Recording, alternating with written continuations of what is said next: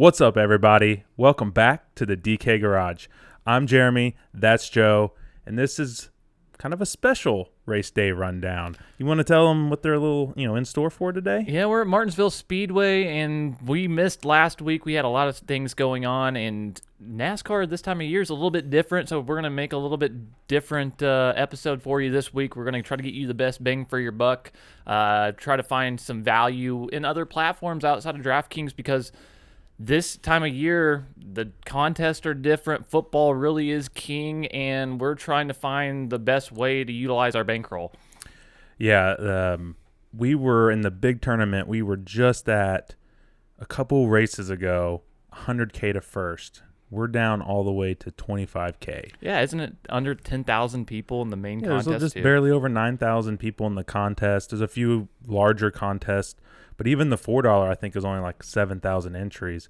The payout to the competition that we're playing against, who's still competing in NASCAR right now. I mean, these guys definitely know what they're doing, especially if you're doing the $15. They're mass entering, so they're getting as many different combos. And unless you're doing the same, you really are at a disadvantage this time of year. We'll still play a couple because it is always fun, but I think this time of year with these contests, more so than other times, it's a little bit more of like a lottery ticket. You're just hoping that you hit it right, but more than likely the return on investment is going to be not as good as what we're used to. But we've got a lot of good content this week. We've worked really hard. We've prepared just like we normally do. We're going to give you our impact scores and everything associated with this week. This week, Martinsville is a big race. This is an elimination race where we get down to the elimination race. Yeah, get down to the final four drivers that are going to be competing at Phoenix for the championship, and this is the race to determine that, and we're excited to see who really puts themselves in a position. We have a lot to talk about. We sure do. So let's kind of get into the race preview, and then we're going to talk about the main story here, and this is the playoff drivers. We will talk a little bit about non-playoff drivers because, hey, they're still out there competing too, but it is very different. We've seen it so far at Texas and Kansas in this round in particular. It's all about what the playoff drivers are doing, and some of them had troubles. They could have trouble with the non-playoff drivers again at Martinsville. Let's not get ahead of ourselves, though. We need to set this race up because there are 350 potential performance points because there are 500 laps. It's a half-mile track. If you do not hit the dominators right, especially in DraftKings, that's it. You're done. You're not going to take home anything. But that also makes it fun because you have a huge advantage on people who don't take it. 130 laps are in each of the first two stages and 240 that last stage. We'll see a lot of chaos, but we're also going to see a lot of green flag runs. Tire issues, those are kind of a big deal here, both because of pit road and debris. Last time we were here in the spring, Martin Truex dominated, and he's in a position, given his point standings, he needs to do the same thing this week. Yeah, he needs to have a big performance. And before we get too far, if you want to get into this DraftKings action, we've got a free contest that you can get involved in. Just drop your DraftKings tag below in the comments, and we'll get you invited. We'll also add you to the weekly invite list so you can join the action for free every week. And it's a lot of fun, and we enjoy the competition, and it's fun to see if we hit home runs or strike out. And this week, there's not really much room to strike out with this or to hit home run. I mean, because this field is very compact on who you have to have in the dominator role, I think, and a lot of it hinges on these playoff drivers. So I think we can start having this conversation up at the top. Kyle Larson's been the guy that has been on a tear, 3 race wins in a row, but this track not always really his strong suit, and being in the position he is in already, locked into that final 4. Do you really want to pay a lot of money for a guy that really doesn't have anything to win except for another win on in the win column, which is huge for him? But I think there are a lot of other drivers that are really hungry and need wins to help their cause, obviously. Yeah, I don't really plan on having a ton of I'll probably have maybe one main Larson lineup in a GPP because this isn't really his style of track. But then again, everything that wasn't his style of track has become his style of track this year in Hendrick. I believe he did finish 5th here earlier this year. But unlike a half mile where you're going to be pretty respectful of your fellow driver's position, you're not going to generally just dump someone or move them out of the way too much where they could seriously hurt themselves. But at Martinsville, the speeds are so much lower. I mean, I wouldn't be surprised if Kyle Larson gets booted out of, lap 1 and ends up, running kind of top 10 all day, but never gets those laps led.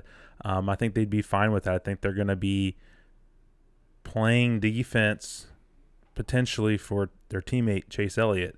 But then again, kind of thought that might have happened at Kansas, and then they go out and win the race. So I do think it's worth having it. If you're going to play multiple entries, I think it's worth playing Larson in one of them and building some good guys around it.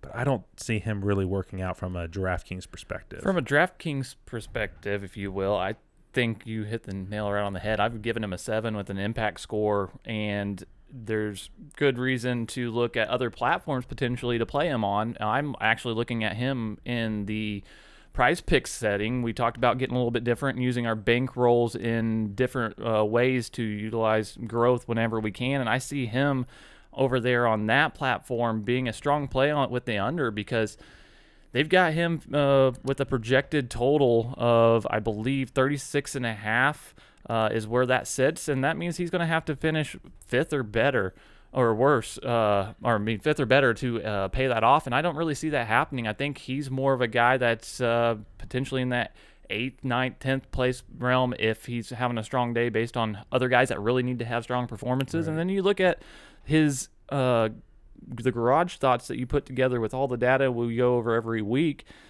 Look at the last 6 at Martinsville. He's been in 4 of those races. Obviously didn't race last year. His average finish is 17.3. And then you look at this year on 1.5 mile or mile tracks or less, and he's really been good, but he's not been as strong as some of the other settings, and he's got an average finish of 6.6. So I see the value this week in Kyle Larson on that platform in the under.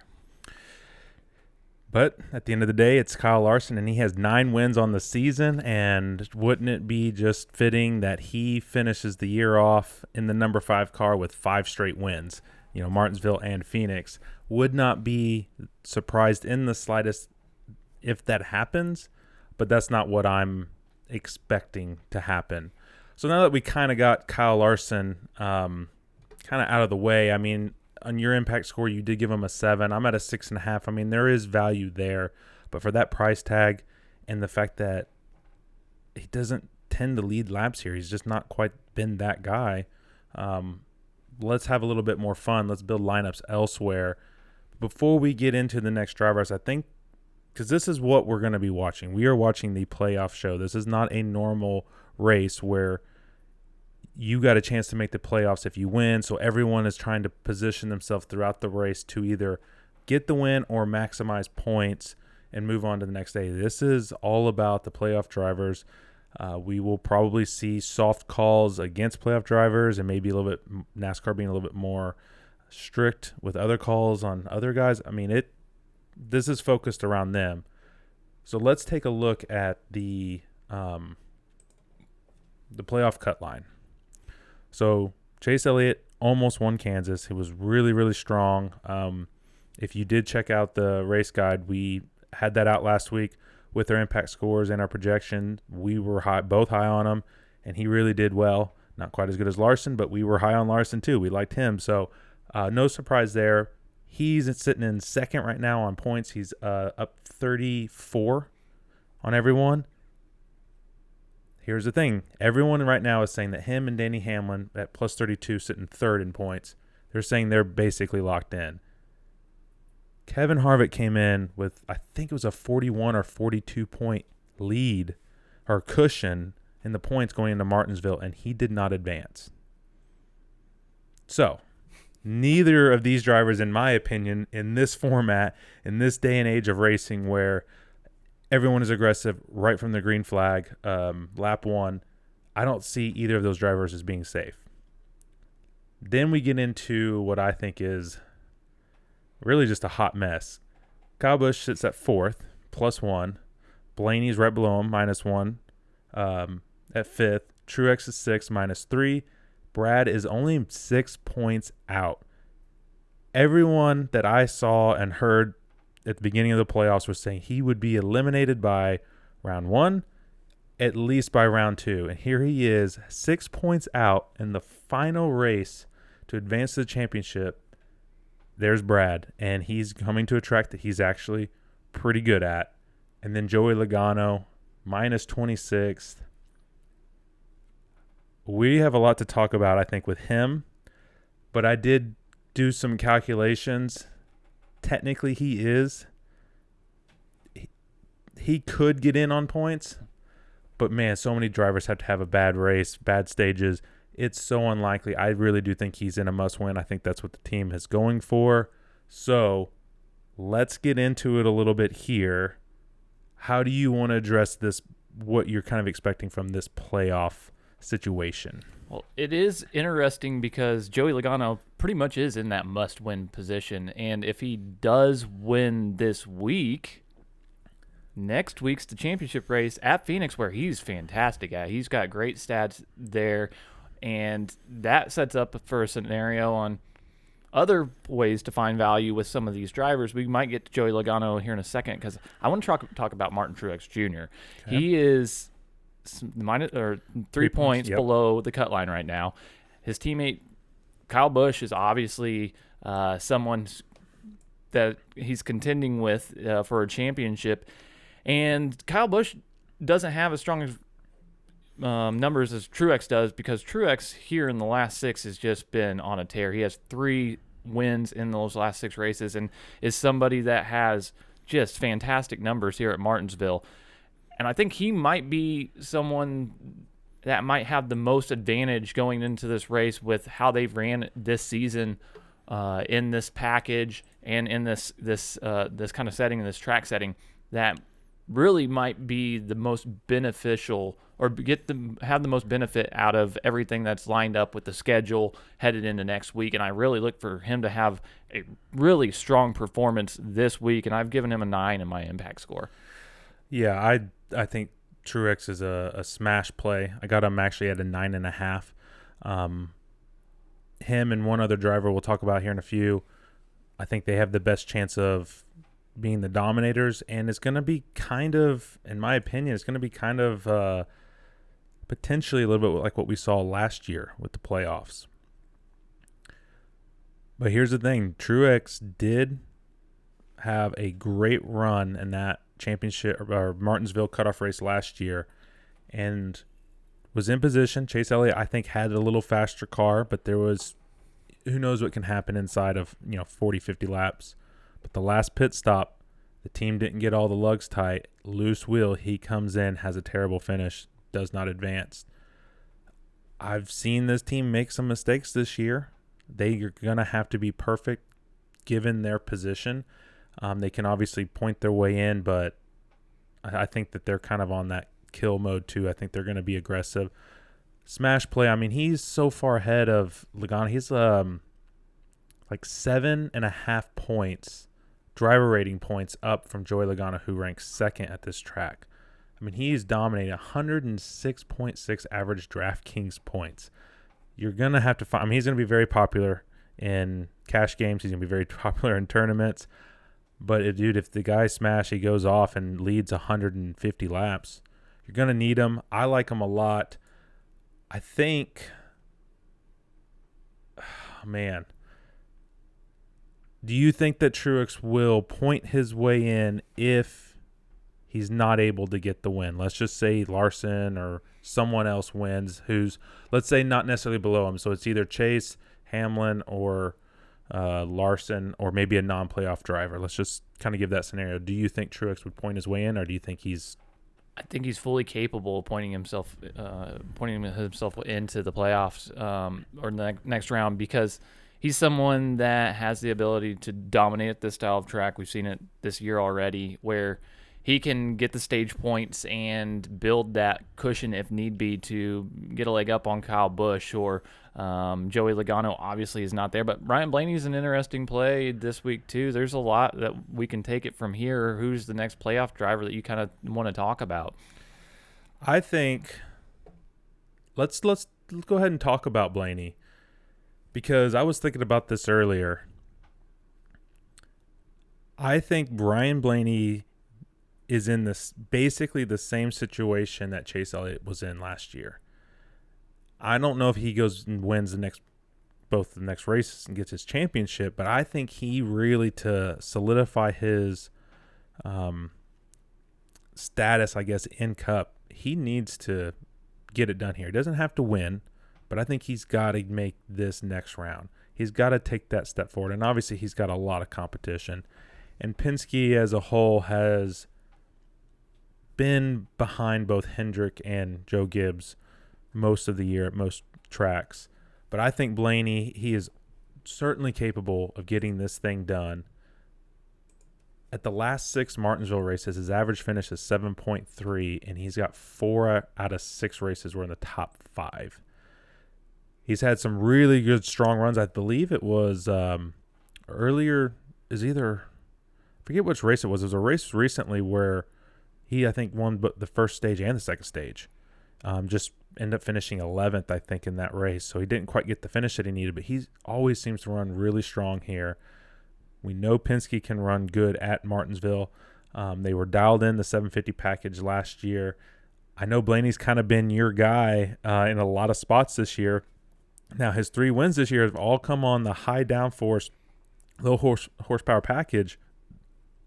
Do you see Blaney winning this race, or do you see him contending late in this race for that final points position? Well, I've got him at a 9.5. So yes, I usually pick and choose the weeks that I feel he has a strong advantage, and I think this one falls into place strictly because of his price tag and because of his strong performance, like you talked about. But also going back, looking at some of the optimals, I found him in there quite a few times here recently and was really the most consistent driver that I saw in the optimal lineup. So I really like him with his price tag. You can stack him really nicely with some of his teammates even, and even a Truex. There are lots of ways that you can utilize Ryan Blaney with that price tag. The 8th place starting position, which is the worst available starting position to the playoff drivers that are still remaining, even as an added benefit, that helps tremendously with value. I think if you're doing any sort of playing in any setting on DraftKings, cash, GPP, you should lock him in. Yeah, I'm at an 8.5. Obviously, you're way higher on him, but I'm right there with you. I agree. My biggest hesitancy with Blaney this race is there's a lot of pressure, and he's had a couple bad races, especially at Kansas, because he was in a great points position. I don't think he wanted to be where he's at, on the outside, kind of looking in. I think he thought he was going to be more like Chase Elliott's position. So this is a lot of pressure. He is still a young guy. We've seen him not always perform the best when the pressure was on. So that's why I'm going to be a little off of him on my score. But you're right. I mean, all the stats say this guy should perform really well. But in this type of situation with the playoff pressure, we'll see if he gets it done or not. I kind of think the next guy we should talk about is the guy that everyone is trying to get above right now, and that's Kyle Busch, who currently sits 1 point above the cut line. Your championship pick, you picked him preseason, you picked him pre-playoffs. You have been on him. He didn't quite hit, I don't think, your projected win total. I think you had him at, 4? Yeah, I think it was 4. I don't think you quite went 5. I think he's at 2. Is it 2 or 1? I think it's 1. I thought he got – you're right. I think it is. Wow. Okay, but either way, he still has a chance to make the championship. He still has a reasonable shot to win that race in Phoenix, given the equipment that he has. But how are you feeling about your pick right now? Because in my opinion, a lot of the data suggests this is not going to be a pretty race for Kyle Busch. Yeah, and I've given him a 7 with my impact score because I really see it very similar to you. I think whenever we were looking at the schedule, especially beforehand, I had him already winning by this point. It didn't happen. I expected a strong showing at Kansas. He ran well, but got in trouble often and just didn't have the car by the end to compete, obviously, with Larson. Larson's been on a tear, which didn't obviously know how it would ultimately play out come this playoff stretch. And he's really locked up the win that I anticipated Kyle Busch getting, and this is really not his strong suit, this setting this year. I'm really a little bit lower on him. I don't really see much value across any platforms on him this week. Yeah, I'm at a 7 as well because you still have to respect the fact that he is a two-time champ, and at one point was probably the most talented driver in the field. I don't feel comfortable saying that anymore when there's another Kyle who has statistically crushed him this year, but he's still capable of putting together a good race. Martinsville hasn't always been the best track for him, though. I think we're not picking him in this situation, but when we kind of did the projections based on the Prize Picks point system, it's risky, but I think there's a shot.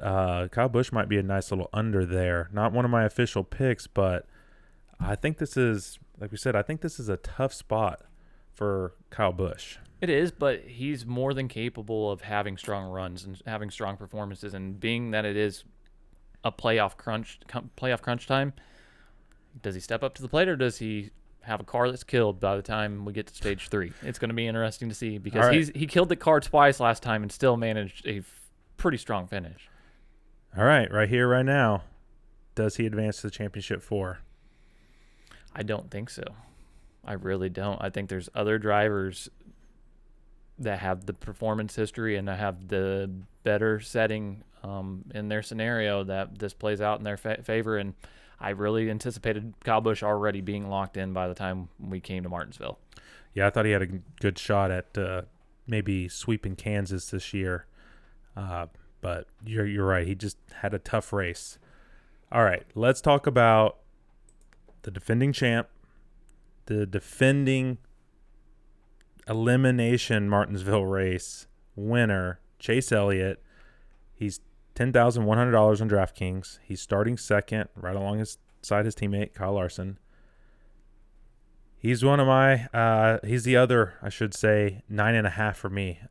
Him and Truex are my two favorite plays. I guess call me a little boring there because those were the main guys for this race last year. But I think he's a smash play. The biggest worry that I have with Chase Elliott, though, is him playing a conservative points day. And then maybe late in the day, picking up some stage points, basically locked in, and never really getting those dominator points. I think they're going to be fairly aggressive with it. Why play any points battle? Just get in, get that second Martinsville clock, and then go roll into Phoenix with momentum. But that is a legitimate concern of mine, is that they just play it cautious. They just try to get, decent points day in the stages and then a decent points finish. He really doesn't need to do much. I think even if he gets 0 points in either stage, I think if he gets like 15th, he would be locked in. So I think that might be the approach that they do, is just, hey, let's just limp in if we have to. But if they go for it, I think Chase Elliott is potentially the best play on the slate. Yeah, I've given him a 9 on my impact score because of what you just kind of alluded to, is how do they play this? And there are other drivers with more at stake, Martin Truex. Why I think they have to be a little bit more adamant about having those strong stages. All these drivers really do, but they don't have as many points to play with like Chase does. So him and Hamlin, I think, are in very similar positions, and they have very similar starting positions. The only thing I'm looking at is pricing difference on DraftKings. There's a big gap, and I would definitely lean Chase Elliott over Denny Hamlin in this setting. But both could be strong plays and have great opportunities to lead a lot of laps and be dominators. I mean, I think I don't know if this was the first race, but this was one of the early races that we were like, Denny, he crushed this race. He dominated it. Well over 200 laps led. in the first race here, and then late in the race got passed by his teammate. But this was one of those races where, like, this is going to be a Denny Hamlin win. He's going to lock himself in. So it wouldn't surprise me if he gets out front and dominates. But I kind of think recently he hasn't quite had the success that he's had earlier in his career. And similar to what I said about Blaney, but this guy has more history of it not doing that well in pressure time. He's had several opportunities to win a championship. He's been in the Final Four, and he's never gotten it done. And in other kind of challenging races, sometimes he rises up, but there's a lot at stake here. I think they may also kind of try to play the conservative points battle. A couple points in one or two of the stages, and he's going to be basically locked in unless he finishes 35th or something. So I'm at an 8 on Hamlin. I think he's worth playing, especially if you are going to play a lot of different lines on DraftKings. But I think he's kind of a risky play or risky. It's a risk reward with him. Yeah, because it's just we don't really know. He's a great GPP tournament play to me, I think, and that's why I'm at an 8.5 with them. I think he really could be strong and has nothing to race for, but at the same time be cautious, and so you really have to play him, I think, in that setting. He's not a cash game lock in my opinion, but you do want some exposure because he has all the potential in the world to dominate this race. And I'm kind of also alluding to the fact I don't really feel comfortable playing him in Prize Picks or any other sort of situation where you can place a little wager on him to do something. Maybe if you want to do a top 10, top 5 type situation, but those odds aren't going to be that great. The value is very limited. I think DraftKings is probably your best bet to smash with Hamlin. If you think he's going to go off, I think that's kind of where you could reap the most reward, because I think a lot of people are going to be similar to that. I don't think they're going to be that high on Hamlin. I think they're going to want to go elsewhere. And I think if you're going elsewhere, the number one guy this week I'm looking at is going to be Joey Logano. I think the last playoff driver that we're talking about that has the most upside because he has to basically win. And we've seen him in this setting before, and he's been at Martinsville and had strong runs here. So this is something I'm really looking at with across the board in almost every environment. I want to have exposure, and all the value seems to be aligning with Joey Logano.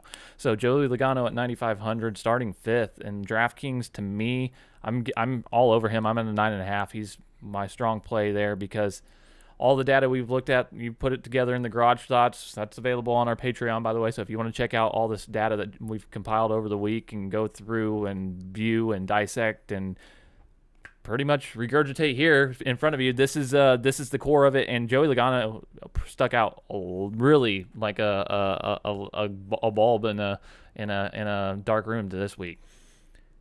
Like you said right from the get-go, he's got all the upside because there's no reason for him to be thinking about points unless it's late in the race and somehow he finds himself up a couple positions. Then maybe we see a different dynamic.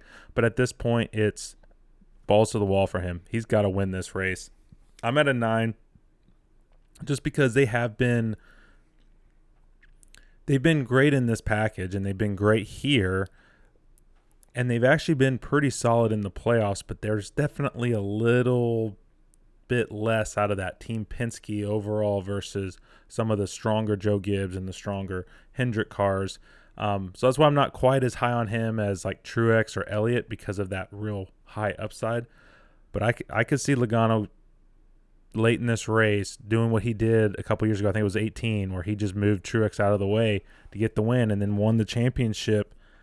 If he wins here at Martinsville and punches his way in, I think this is a strong contender at Phoenix. I think they'll have that car kind of dialed in, and he's kind of already said it. He's really good at Phoenix. So Logano, like you said already, my favorite play in DraftKings. He's my favorite play, I think, in our Prize Pick selection too. They have him currently at 33 points. That's your over-under.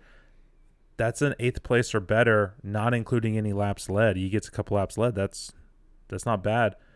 I'm smashing the over this week. I'm going to risk it with Logano. I think he's my favorite play. Yeah, absolutely. This is the driver we both agree upon and found value immediately doing our own separate picks.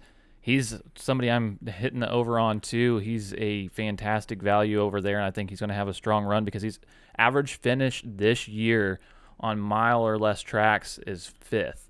And he's got 5 top 5s out of 7 races. This is his strong suit, and he's been really good in this setting. I think this year, especially, this value could be had elsewhere too. Looking at championship odds, he's 28-1 right now. That, if you want to find some value, that is fantastic value.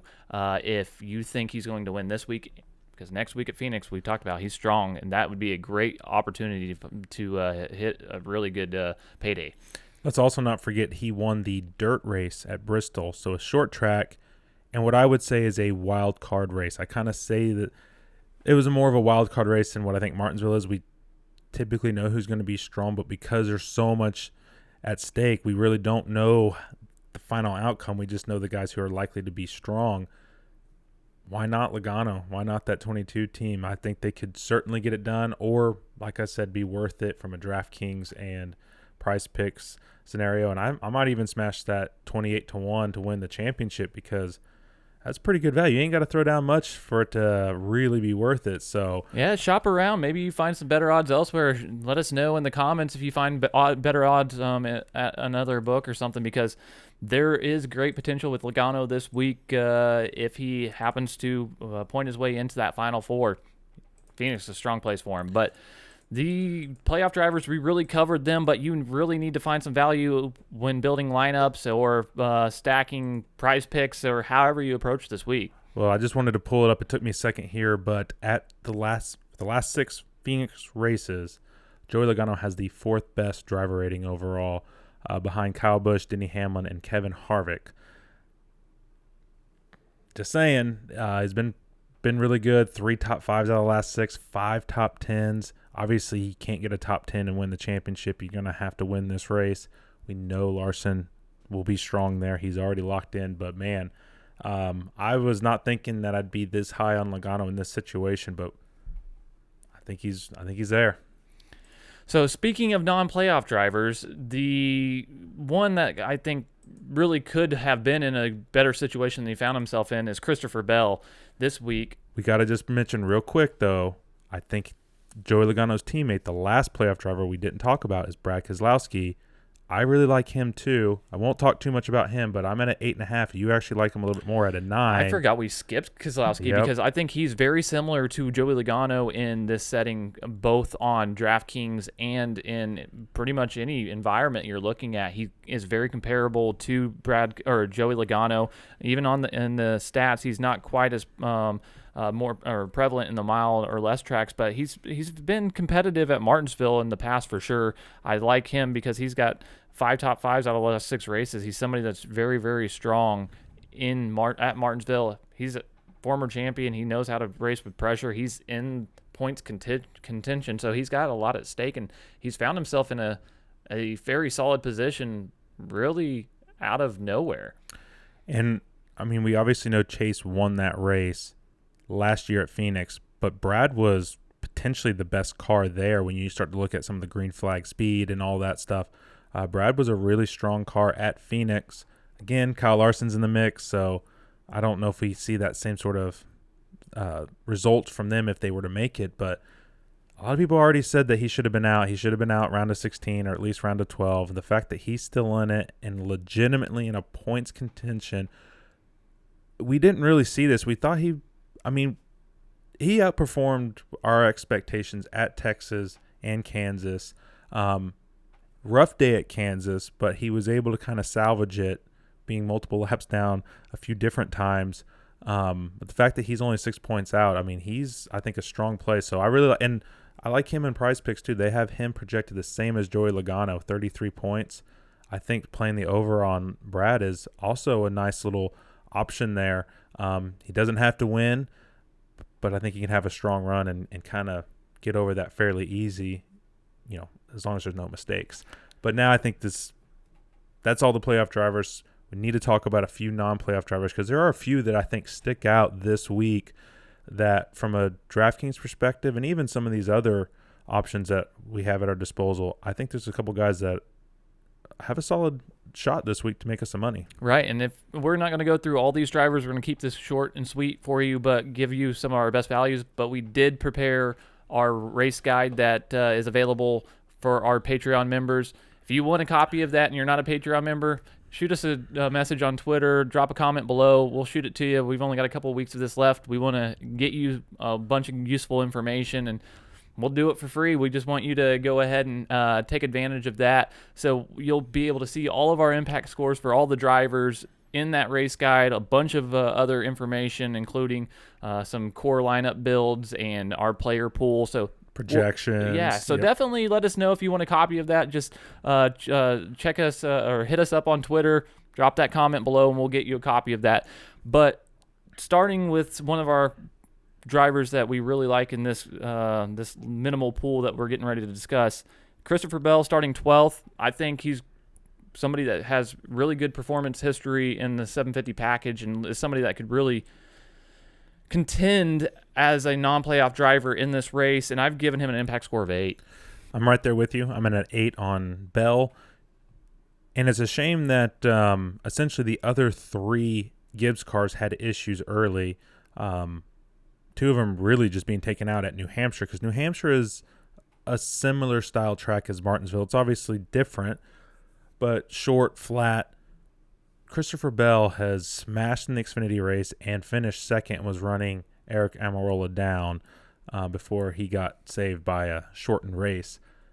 But I think Christopher Bell, he could be right there in the mix, contend for sure for a top 10, but I think he has top 6 upside, maybe cracking that top 5.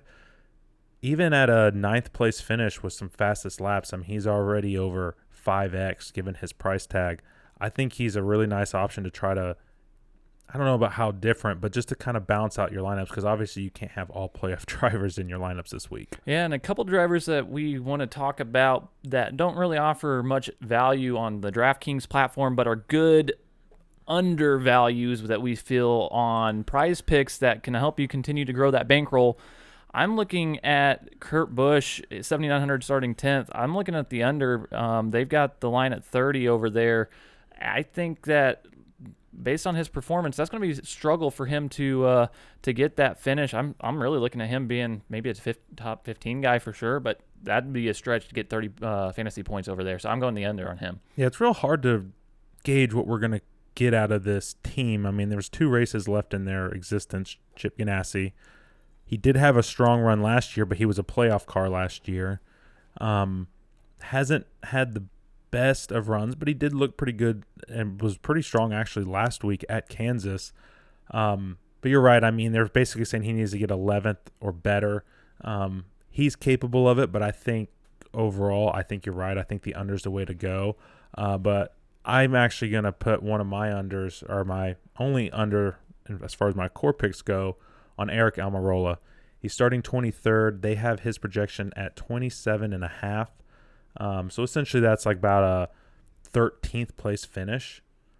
I don't really like that out of Almirola. He did win New Hampshire, but I don't think Stuart Haas is showing up with anything like that this week. So I think the under is a pretty safe bet on Almirola. And we've given you 4 picks each for Prize Picks. If you want to take advantage of a promo code that we have available to get a 100% deposit match on the $100 deposit, they'll do that for you if you enter the promo code GARAGE. So do that. They'll give you $100 right off the bat, and if you enter $100 in for that first deposit, that's a great deal that they've got going on over there. But we've got a couple drivers to get this thing wrapped up. Bubba Wallace, 7,600, starting 17th, in an interesting position, I think, in this realm. He could be somebody you look for in value on the DraftKings side and be a little bit, I think, under-owned GPP play personally, because I think he's got a great opportunity here at Martinsville with a solid starting position, not too much traffic in front of him. The guys that are going to be there are the playoff drivers, so if he stays on that cusp of where those guys are playing or driving, he could have a strong day. Yeah, I'm at a 5.5, but that was a little – I saw some data that kind of after we did our scores. I'm going to stick by my score, but he has at times run really well at Martinsville. He led laps. It was either earlier, I think it was this year, in the spring race. You need some value somewhere around this range. I think he's the best of the guys in this sort of 7K option. There is some PD upside, but again, it's Bubba Wallace. He has those times where he just doesn't do what we think he should do. So that's why I'm kind of sticking with that 5.5. But I think he's someone that you should consider. And I think one of the last guys that you really got to consider, because you're going to be smashing as many guys up top as you can. You're going to need some PD or salary relief. Chase Briscoe, 6,400. I'm really surprised that he's this cheap. Starting 22nd, he's really run pretty well. He hasn't always gotten the finishes, but he's run pretty well. Really the last couple months, much better than what he did early on in the season. I'm at a 7. I see you're a little higher on him. I'm guessing mostly just because he's so cheap, right? Yeah, absolutely. I've given him a 7.5. He is a rookie, so he has learned. He's progressed. That's what you want to see, and we've seen enough, I think, to feel a little bit more comfortable with him, and wanting to introduce him in more lineups. Again, you're going to need some salary relief, and there are other drivers we do have similar decent impact scores on. So again, check out the race guide if you want to get our full thoughts on all the drivers that will be available in there. But man, this is going to be exciting. Martinsville is a action-packed racetrack coming down to elimination time for the final 4. Who are your final 4? Obviously, Larson's in. I'm going to go stick with Chase. Denny should make it in. It's probably the fact that he's not one of my favorite drivers. For some reason, I feel like he's going to mess up. Something's going to happen. He's going to miss it. So I'm going to say Blaney makes it. Probably on points. And it probably mathematically can't happen. But I'm going to say Logano, Blaney, Chase, and Larson. Wow. Okay. I'm going Larson, Elliott, and then I'm going to go, I think Hamlin gets there on points. So basically, in my view, I think Truex does enough to get that 4th final spot, and we'll just that is the most likely. Obviously, and I mean, I think that's probably what will happen, but it is the greatest season ever, and how crazy would it be for the guy who is literally on the outside looking in, has to win, gets a win, and then Blaney finally punches his ticket to the championship 4. I don't know. We'll see what happens. I'm excited to be here in studio. We're excited to be here. And you, if you've stuck around this long, please hit that subscribe button. It lets us know that what we talked about today was relevant, because you stuck around for roughly an hour to hear us babble, and this was a lot of fun to get to sit down and do this, and we've only got a short time left this season to do it, and I'm excited to get this race underway, and we'll see how it plays out. But I'm Joe, that's Jeremy, this has been the DK Garage. Thanks for watching.